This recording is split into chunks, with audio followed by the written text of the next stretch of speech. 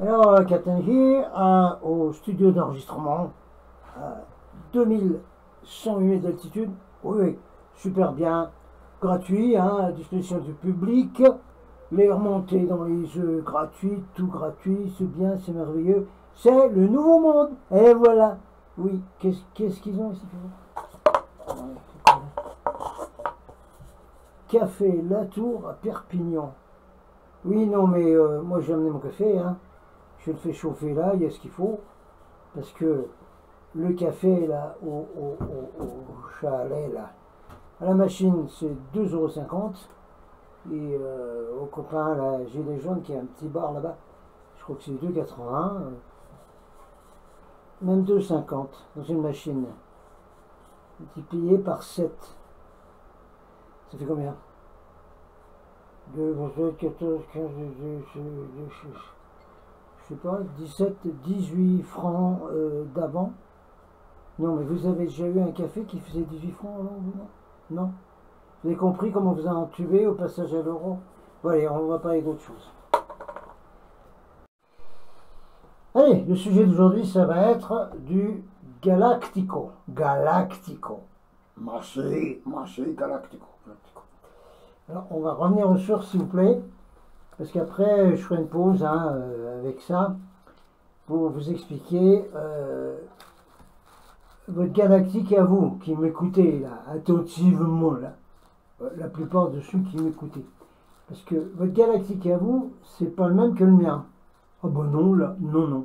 Mais vous allez comprendre après, on va expliquer ce que c'est. La différence entre les vrais messages galactiques et les joints galactiques. Mais quoi? Les messages galactiques? Non, les joints galactiques. Vous savez, les joints. Vous savez ce que c'est un joint? Ah! Oh! Oh, ça fait du bien. Ça, c'est vos trucs galactiques à vous qui m'écoutez là. Sauf quelques-uns. Non, on va voir du vrai message galactique. Là, tout de suite. Donc, on revient aux sources, on est obligé, avec le chenille, le chaos complet sur Internet, y compris dans les gens dits éveillés, les gens dits de lumière, les gens branchés sur les frères et sœurs de l'univers positif et tout ça. C'est un chaos, mais pas possible. C'est ordo ab chaos. Alors, on revient aux sources, on est obligé. On revient avec Eugenio Siragusa, avec qui j'étais en contact, et j'étais un de ses délégués en France. Alors, on rappelle le début de Eugenio, ses contacts, etc. Eugenio Siragusa, le jour de son 33e anniversaire. Oui, moi aussi, à 33 ans, ils m'ont envoyé un gros schmilblick là. Biou! Allez, au boulot! Donc, le jour de son 33e anniversaire, il attendait le bus à Catane, en Sicile. Tout d'un coup, il voit un objet arriver dans le ciel à très grande vitesse et l'objet s'arrête. Ben, la soucoupe style Adamski, quoi. Voilà. Un intense faisceau de lumière en sort et traverse Eugenio de part en part. Il se sent alors parfaitement heureux. À cet instant, la lumière du faisceau retourne dans l'objet. L'objet fait une belle courbe et disparaît. Quand Siragusa reprend contact avec la réalité, il se sent tout différent, il dira redimensionné, il commence à entendre une voix dans sa tête qui lui parle de Poséidonia, capitale d'Atlantis où il aurait vécu il y a 12 000 ans, et il fait des dessins, etc. En même temps, son instruction par les extraterrestres débute. Alors, ensuite, on va voir son contact physique qui est arrivé, parce qu'à 33 ans, c'est une préparation, hein. Alors, bien après, il vous est possible, s'il le décide, que les frères de l'espace fassent un contact physique avec vous. Alors, voici donc, on redonne encore une fois, le récit du contact physique d'Eugenio Siragusa, extrait d'un livre qui s'appelle Les Géants du ciel, par Maria Antonietta de Muro et Orazio Valenti. Si vous pouvez trouver le livre, bon. Un jour du mois d'avril 1962, j'ai ressenti un besoin soudain de me rendre sur l'Etna. J'ai eu la nette sensation qu'au lieu que ce soit moi qui conduisais, la voiture était guidée par une force supérieure. J'atteignis ainsi le mont Manfred à 1400 mètres d'altitude sur les pentes du volcan Etna en Sicile. Alors ensuite, j'ai arrêté la voiture, je suis monté à pied le sentier. J'étais arrivé à la moitié d'une pente raide lorsque je vis dans le noir de la colline se détacher les silhouettes de deux êtres dont les combinaisons spatiales argentées brillaient sur les rayons de la pleine lune. Ils étaient grands, d'allure athlétique, avec des cheveux blonds tombant sur leurs épaules, portant aux poignets et aux chevilles des bracelets brillants qui semblaient en or. Ils avaient en outre une ceinture luminescente, ainsi que d'étranges plaques sur la poitrine. Depuis 11 ans, à 11 ans, depuis le jour où il a vu un vaisseau navette et où il a reçu un rayon qu'il a préparé jusqu'au jour du contact physique. 11 ans de différence, 11 ans d'attente. J'espérais ardemment pouvoir vivre un tel moment, mais là, l'endroit, l'obscurité, j'avais pas trop de courage. Alors l'un des extraterrestres dirigea vers moi un rayon de lumière, projeté par un objet qu'il tenait dans la main. Instantanément, je me sentis parcouru par un frisson étrange, suivi d'un calme et d'une sérénité indescriptibles. Mon cœur, qui tout d'abord semblait vouloir exploser ma poitrine, se mit à battre régulièrement.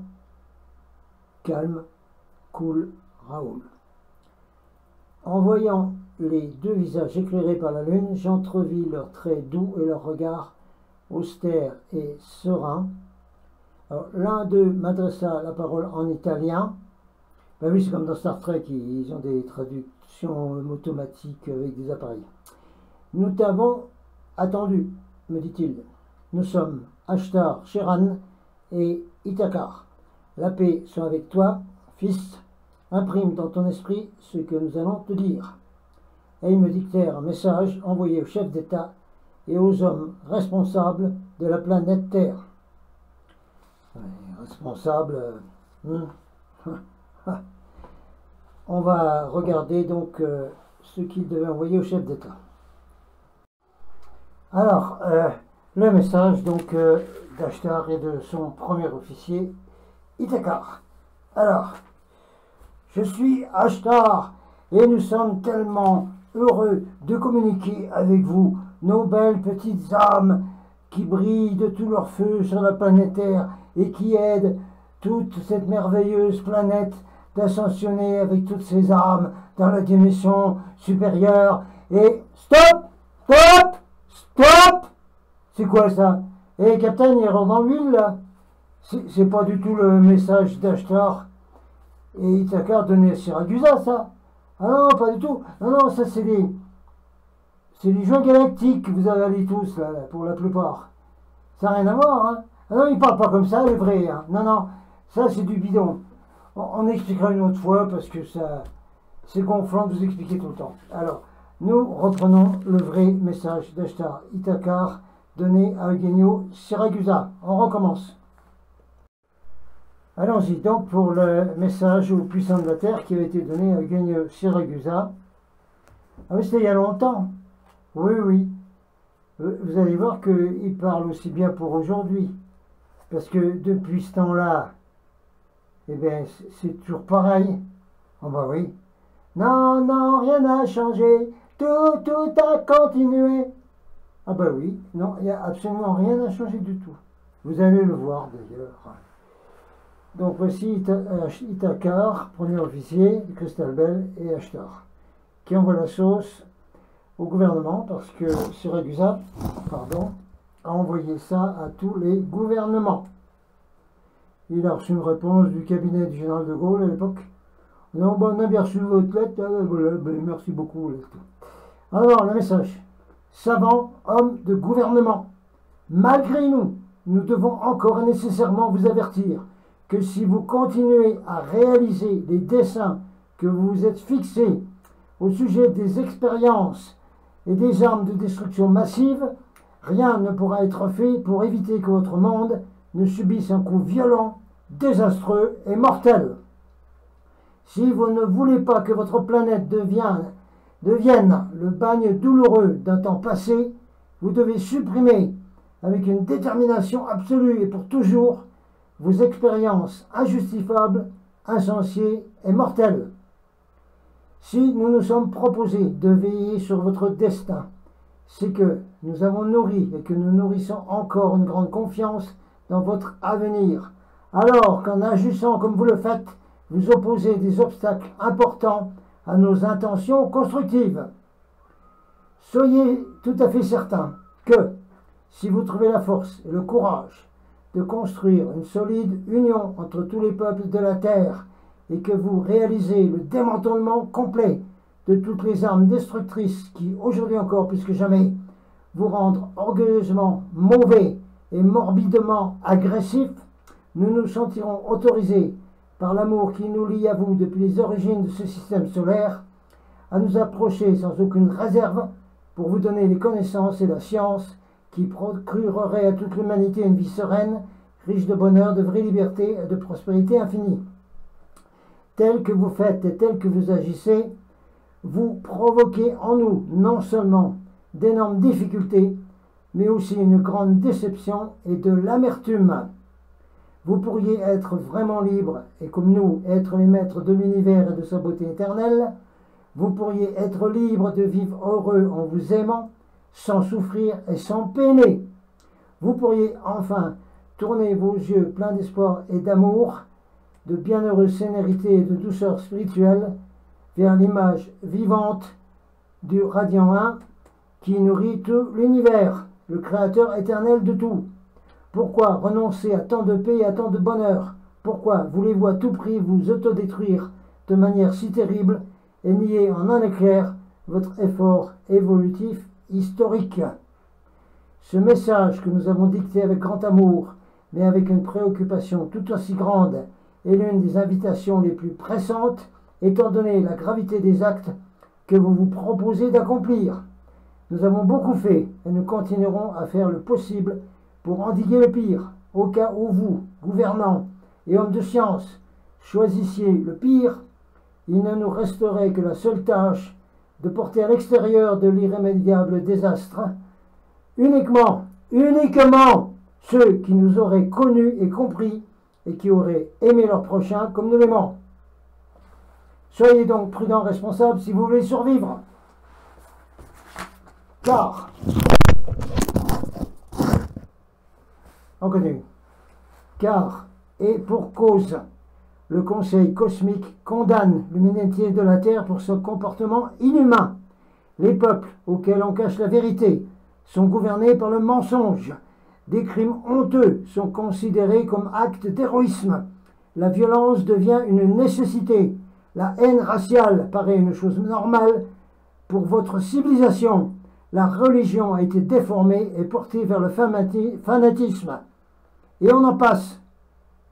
Et puis un jour, dans ton dur et une grande tristesse dans la voix, nous répétons: une humanité hautement évoluée vous envoie des astronautes et des missionnaires d'une distance de plusieurs années-lumière pour vous éclairer sur la nature de votre existence. Mais au lieu de leur être reconnaissants pour leurs efforts, vous affectez de les ignorer et bafouez tous les enseignements qu'ils vous apportent. Sachez qu'une évolution manquée et une catastrophe planétaire seront la conséquence inéluctable des agissements qui sont les vôtres. Dans une vie antérieure, chacun de vous a travaillé à l'établissement de la civilisation telle qu'elle est actuellement. Vous avez tous collaboré en participant au développement de l'humanité. Comprenez désormais que vous préparez aujourd'hui le monde qui sera le vôtre dans l'avenir, tant que vous vous êtes créé autrefois celui dans lequel vous vivez aujourd'hui. En tant que tuteur de votre espèce, nous ne pouvons que condamner vos agissements, mais sachez-le, vous êtes surveillés rigoureusement par une race supérieure qui ne vous permettra jamais d'en arriver au désastre d'une guerre nucléaire. Fin du message. C'est pas du bisounours, non, comme celui que vous aimez. Ah non. Alors, Eugenio Siragusa, très ému par les avertissements qui lui furent prodigués par nos frères de l'espace, a fait de leur postulat la raison unique de sa vie. Il a confirmé que lorsque les extraterrestres, bénévoles, positifs, doivent se mettre en contact avec l'un de nous, ils le soumettent à son insu à un sondage préalable.